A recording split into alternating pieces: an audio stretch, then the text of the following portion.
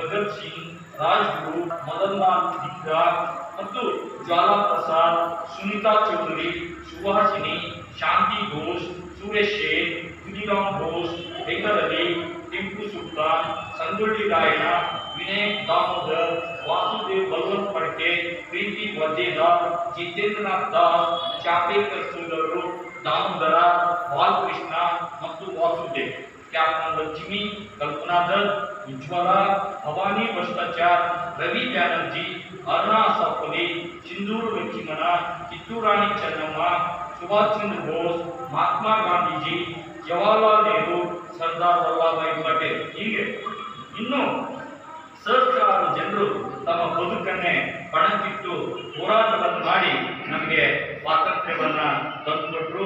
ಅವರ ಒಂದು ತ್ಯಾಗ ಬಲಿದಾನದ ಫಲವಾಗಿ ನಾವು ಇವತ್ತು ಸ್ವಾತಂತ್ರ್ಯವಾಗಿದ್ದೀವಿ ಅಂತ. ಹಾಗಾಗಿ ಇವರೆಲ್ಲರ ಹೆಸರನ್ನ ನಾವು ನೆನಪಿಸಿಕೊಳ್ಳಲೇಬೇಕು. ಅದು ನಮ್ಮೆಲ್ಲರ ಆದ್ಯ ಕರ್ತವ್ಯ ಅಂತ.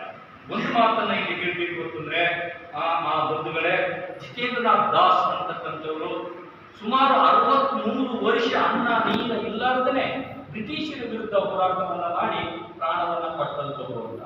ಈ ಇತಿಹಾಸಗಳನ್ನ ನಮ್ಮ ಮಕ್ಕಳಿಗೆ ತಿಳಿಸಬೇಕಾಗಿದೆ.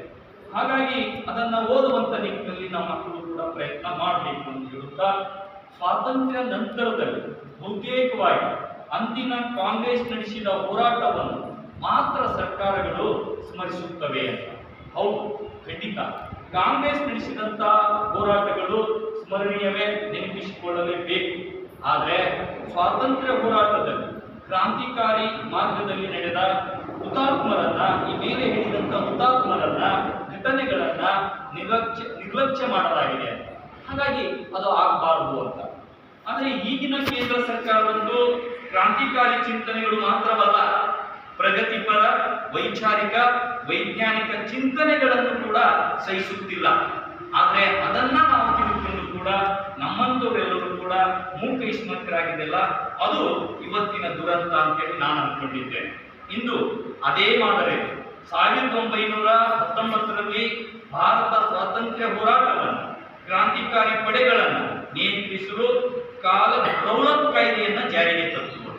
ಅಂದ್ರೆ ಇಂದು ಅದೇ ಮಾದರಿಯಲ್ಲಿ ಕ್ರಾಂತಿಕಾರಿಗಳನ್ನ ಅತ್ಯುತ್ತಮ ಮಾದರಿಯಲ್ಲಿನೇ ಕಾನೂನು ಬಾಹಿರ ಚಟುವಟಿಕೆ ತಡೆ ಕಾಯ್ದೆ, ಅದು 1962ರಲ್ಲಿ ಇತ್ತು. ಆ ಕಾನೂನಿಗೆ ತಿದ್ದುಪಡಿಯನ್ನ ತರೋದ್ರ ಮುಖಾಂತರ ಅಲ್ಲಿ ಏನಪ್ಪ ಅಂದ್ರೆ ಅನ್ಲಾಫುಲ್ ಆಕ್ಟಿವಿಟೀಸ್ ಪ್ರಿವೆನ್ಸಿವ್ ಅವಾಯ್ಡ್ಮೆಂಟ್ ಆಕ್ಟ್ 2019 ಅಂತ ಹೇಳಿ ಒಂದು ಕಾನೂನನ್ನ 2019ರಲ್ಲಿ ನಮ್ಮ ಕೇಂದ್ರ ಸರ್ಕಾರ ಜಾರಿಗೆ ತಂತು. ಇದರ ಮೇಲಿನ ಉದ್ದೇಶ ಏನು ಅಂತಂದ್ರೆ, ಸರ್ಕಾರಗಳನ್ನ ಪ್ರಶ್ನಿಸುವ, ವಿರೋಧಿಸುವ, ಟೀಕಿಸುವ, ವಿಮರ್ಶಿಸುವ ಹಕ್ಕನ್ನೇ ಈ ಕಾಯ್ದೆ ಕಿತ್ಕೊಳ್ತಾ ಇದೆ. ಕ್ರೈಸ್ತ, ಸಿಖ್, ಬೌದ್ಧ, ಜೈನ, ಪಾರ್ಸಿ, ಯಹೂದಿ ಎಂದು ಅರಿತುಕೊಂಡು ಬಾಳಿದಾಗ ಮಾತ್ರ ನಾನೊಬ್ಬ ಈ ದೇಶದ ಉತ್ತಮ ಪ್ರಜೆಯಾಗಲು ಸಾಧ್ಯ. ಆ ವಿಚಾರಧಾರೆಗಳೊಂದಿಗೆ ನಾವು ಇಲ್ಲಿ ಸೇರ್ಬೇಕು ಅಂತ.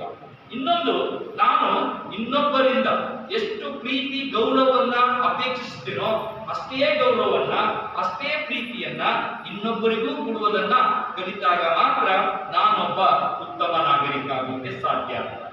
ನಾನು ನನ್ನ ಜಾತಿ, ಮತ, ಪಂಥ, ಧರ್ಮಗಳನ್ನು ಎಷ್ಟು ಗೌರವಿಸುತ್ತೇನೋ ಅಷ್ಟೇ ಗೌರವವನ್ನ, ಅಷ್ಟೇ ಪ್ರೀತಿಯನ್ನ ಇತರ ಜಾತಿ, ಮತ, ಪಂಥ, ಧರ್ಮಗಳಿಗೆ ಗೌರವಿಸುವುದನ್ನು ಕಲಿತಾಗ ಮಾತ್ರ ಇಲ್ಲಿ ಸೌಹಾರ್ದತೆಯನ್ನ ಉಳಿಸಿಕೊಂಡು ಬೆಳೆಸಿಕೊಂಡು ಬರಲಿಕ್ಕೆ ಸಾಧ್ಯ ಆಗ್ತದೆ. ಅಂತ ಒಂದು ಸೌಹಾರ್ದತೆಗಾಗಿನೇ ಇಂಥ ಒಂದು ಉಪನ್ಯಾಸ ಕಾರ್ಯಕ್ರಮಗಳು ನಾವು 13 ವರ್ಷದಿಂದ ಇಲ್ಲಿ ಹಮ್ಮಿಕೊಂಡು ಬರ್ತಾ ಇದ್ದೇವೆ ಬಂಧುಗಳು. ಏಕೆಂದ್ರೆ ನಮ್ಮದು ಬಹುಮುಖ ಸಮಾಜವಾಗಿದೆ. ಇದು ಒಂದೇ ಜಾತಿಯ, ಒಂದೇ ಧರ್ಮದ, ಒಂದೇ ಭಾಷೆಯ ದೇಶವಲ್ಲ. ಇದು ಬಹುವಿಧ ಸಮಾಜ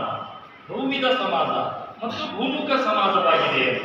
ಹಾಗಾಗಿ 1947ರ ಮುಂಚೆ ಒಂದು ಸತ್ಯ ತಿಳ್ಕೊಳ್ಬೇಕು. 1947ರ ಮುಂಚೆ ಅಂದ್ರೆ ಸ್ವಾತಂತ್ರ್ಯ ಚಳುವಳಿಗಿಂತ ಮೊದಲು, ಸ್ವಾತಂತ್ರ್ಯ ಪೂರ್ವದಲ್ಲಿ ಭಾರತದಲ್ಲಿ ಸುಮಾರು 565 ಸಂಸ್ಥಾನಗಳು ಈ ದೇಶದೊಳಗಿದ್ದವು.